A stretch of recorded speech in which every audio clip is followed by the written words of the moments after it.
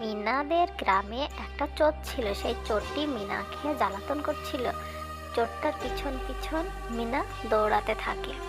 মিনা চোরটাকে ধরার অনেক চেষ্টা করে, কিন্তু কিছুতেই পারে না। তবুও সে আশা ছাড়লো না, সে ধরেই ছাড়বে। এক সময় রাস্তায় পালাতে পালাতে একটা মেয়ে দাঁড়িয়েছিল। চোরটা তার ব্যাগটা নিয়ে দৌড়ে পালালো। তখন মিনা তার ব্যাগটা ফিরিয়ে দেওয়ার জন্য সেও তার পিছন পিছন দৌড়ালো। চোরটা এক সময় হাঁপিয়ে গিয়ে সে পড়ে গেল। মিনা তখন ব্যাগটা তুলে নিল।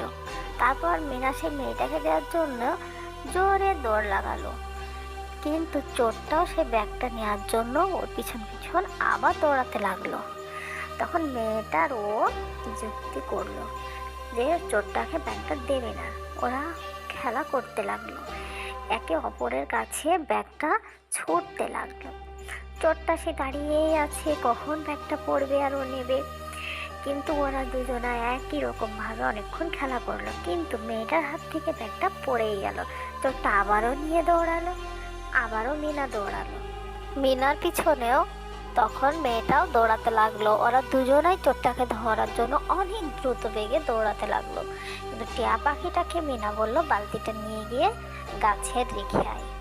তখন সে টিয়া পাখিটা কত সুন্দর করে রঙের বালতিটা নিয়ে দৌড়াতে লাগলো। রঙের বালতিটা চোরের আগেই পৌঁছে গেল সেই গাছে। গাছে মিনার ভাই বসেছিল। চোরটা গাছতলাতে হাঁপ নিচ্ছিল। তখন মিনা এসে ব্যাগটা কেড়ে নিল। তখন কেড়ে নেওয়ার পরে গাছের চারিদিক ঘুরতে লাগলো। মিনার ভাই বুদ্ধি করে লোকটা যখন গাছের নিচে আসবে তখন রংটা তার মাথায় ঢেলে দিল।